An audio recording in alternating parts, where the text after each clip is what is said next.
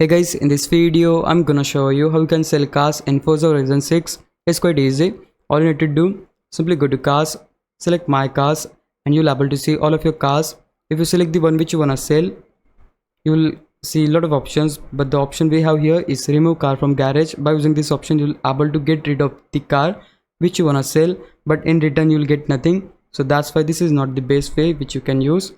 The best way you can use to sell your cars is through auction. So for that, go to this option, buy and sell. Here you're gonna see the option, this one, auction house. Select that, and simply we need to select this one, start auction. Okay, now choose the car which you wanna sell. In my case I wanna sell this one, so I can simply select the car, and that way we'll able to see a lot of options. But since we wanna sell this car in auction, we'll select auction car. Next you're gonna see a screen like this. Right here you need to choose the starting price, and you can also set the buyout price.